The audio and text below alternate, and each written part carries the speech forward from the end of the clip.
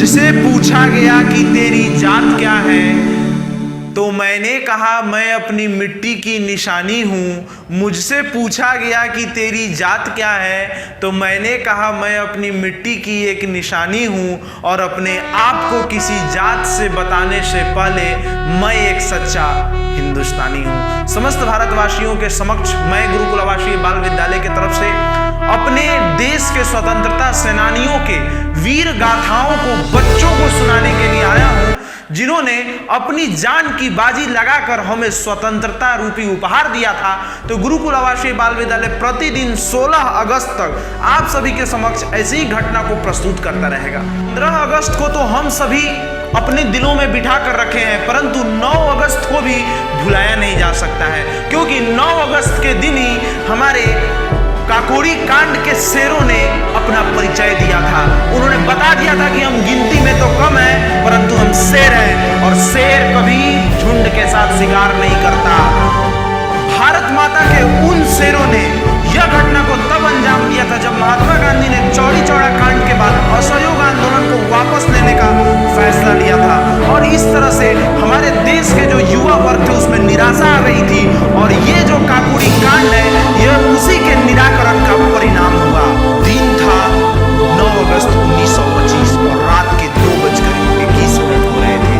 उसी समय Saharanpur Lucknow passenger train जैसे ही काकोरी स्टेशन पर पहुंचती है वैसे ही उसका चेन खींच दिया जाता है, और जैसे ही गाड़ी रुकती है उसमें लूटपाट मचा दिया जाता है, लूट कर लिया जाता है, उसके खजानों को लूटने लगा जाता है, और इसी कांड को हम काकोरी कांड कहते हैं। और इस कांड का मकसद सरकार का खजाना तो लूटना था ही साथ गोरों का कमर तोड़ देना था इस कांड का मकसद। इस घटना के जो क्रांतिकारी थे वो हिंदुस्तान रिपब्लिक एसोसिएशन के सदस्य थे, जिसमें शाहजहांपुर से राम प्रसाद बिस्मिल जी, अशफाक उल्ला खान जी और मुरारी शर्मा, बनवारी लाल, और बंगाल से राजेंद्र लाहिरी, सचिंद्र नाथ बख्शी, केशव चक्रवर्ती और बनारस से हमारे चंद्रशेखर आजाद जैसे वीर सपूत शामिल थे। और इस कांड का जो नेतृत्व है वो राम प्रसाद बिस्मिल जी कर रहे थे। असल में उस दिन हुआ क्या था उसको थोड़ा बारीकी से समझते हैं। जैसे ही गाड़ी रुकी थी,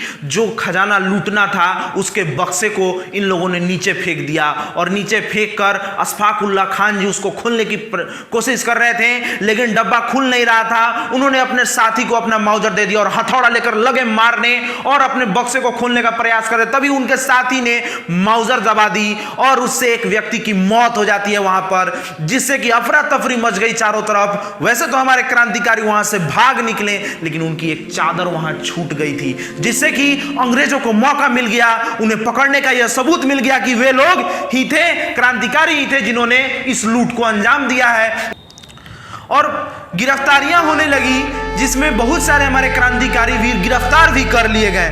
बच्चों, इस एक एक पॉइंट को नोट कर लेना, एक एक कांड के बातों को अपने दिमाग में बैठा लेना, क्योंकि इस हिंदुस्तानी के कलम में गुलामी नहीं, इस हिंदुस्तानी के कलम में ईमानदारी है। इस गांव वाले की कलम में गुलामी नहीं, इस गांव वाले की कलम में ईमानदारी है। करता रहता हूं तो मैं हर मुद्दे पर चर्चे, परंतु इस गांव वाले को अपनी देश की इज्जत सबसे प्यारी है। तो चलो बढ़ते हैं। फिर क्या हुआ? गिरफ्तारियां तो हो गई और लखनऊ में मुकदमे चलने लगे। सभी लोगों को सरकारी वकील दिए गए, लेकिन हमारे बिस्मिल साहब ने कहा कि मैं कोई वकील नहीं लूंगा, मैं अपने पक्ष को खुद ही सरकार के सामने रखूंगा। और उन्होंने रखा भी, और गोरों के वकीलों से लगातार अंग्रेजी में बहस हुई। तब जानते हैं क्या कहा? गोरों के जज ने उनसे पूछा, from which university you have taken the degree of law? तो फिर हमारे बिस्मिल साहब ने कहा, excuse me sir, a king make don't require any degree, यानी कि एक शेर को किसी डिग्री की आवश्यकता नहीं होती है। क्या बात है, बोलकर ही हमको काफी अच्छा लग रहा है बच्चों, लेकिन ऐसा उन्होंने बोल दिया था। मौत सामने खड़ी थी, लेकिन वो घबराए नहीं थे।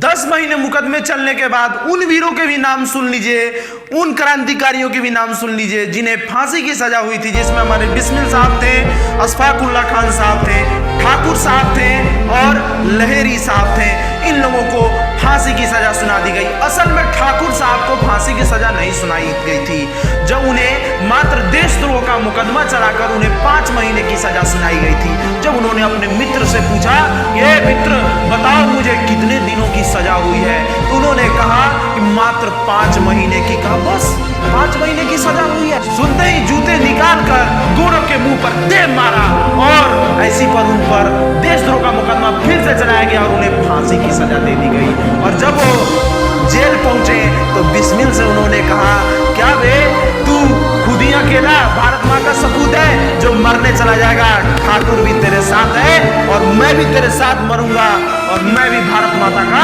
सपूत हूँ। गिरफ्तारियां तो शुरू हो गई थी और लगभग क्रांतिकारियों को गिरफ्तार भी कर लिया गया था, लेकिन एक क्रांतिकारी अभी भी नहीं पकड़ में आ पाया था और वो थे हमारे चंद्रशेखर आजाद जी। और आपको निश्चित तौर पर जानना चाहिए कि जब बिस्मिल साहब से पूछा गया कि बताइए आजाद कहाँ हैं, तो उन्होंने क्या कहा, ध्यान से सुनिएगा। इन नपुंसकों की फौज में कोई मर्द ना हो पाएगा, ओ तूफानों में चलने वाला चिराग है, तेरी फूकों से ना बुझाया जाएगा। तुम क्या पकड़ोगे समुंदर को, तुम क्या पकड़ोगे आसमां को, अरे तुम क्या पकड़ोगे हवा को, और अगर पकड़ भी लिया तो तुम क्या पकड़ोगे आजाद को, क्योंकि आजाद ही आजादी है। इसको और एक बात तुम कान खोल कर सुन लो, तुम्हें आजाद चाहिए और हमें आजादी, और तुम आजाद को पकड़ नहीं पाओगे और हम आजादी छोड़ेंगे नहीं, आजादी लेकर रहेंगे। और हमारे क्रांतिकारियों ने उनके सपने को पूरा भी किया। हमारा देश बड़ी मुश्किल से आजाद हुआ। आजादी तो हमें मिली, लेकिन उससे पहले ये दर्दनाक घटनाएं होने लगी, यानी कि फैसला आ गया था सभी हमारे क्रांतिकारियों को फांसी देने का, और फांसी दी भी जाने लगी। सबसे पहले जो फांसी दी गई वो लहरी साहब को दी गई, और उन्होंने फांसी से पहले क्या कहा था ये भी आपको सुनना चाहिए। उन्होंने अपने मित्र को पत्र लिखकर कहा था कि मित्रों, लगता है कि भारत माता को इस सपूत के बलि का आवश्यकता है और मैं अपने बलि को देने जा रहा हूं, माता के चरणों में समर्पित करने जा रहा हूं। जो इसके बाद है वो फांसी देने की प्रक्रिया जारी ही रही, और वो मनहूस दिन 17 दिसंबर 1927 का था जब लहरी साहब को फांसी दी गई, और 19 दिसंबर 1927 को बिस्मिल साहब को गोरखपुर में फांसी दे दी गई। फांसी तो बिस्मिल साहब को दे दी गई थी, परंतु उससे पहले उन्होंने अपनी जो आत्मकथा में लिखा है वो आपको जरूर सुनना चाहिए।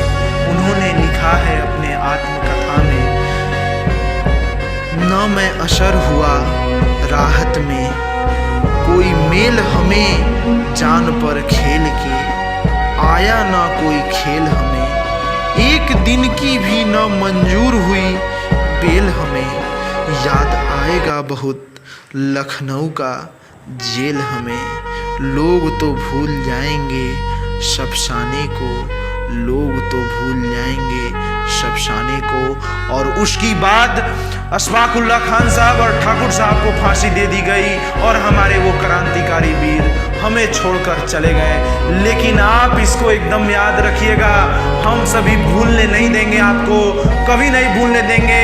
हमारे सभी देशवासियों, फैला दीजिए इस वीडियो को चारों तरफ, जो कि हमारे बिस्मिल्लाह साहब, अशफाकुल्ला खान साहब, ठाकुर साहब और लहरी साहब की इस कांड को फैला देंगे हम सभी। और मेरे साथ सभी बोलेंगे, सरफरोशी की तमन्ना अब हमारे दिल में है, देखना है जोर कितना बाजुए कातिल में है। जय हिंद, जय भारत।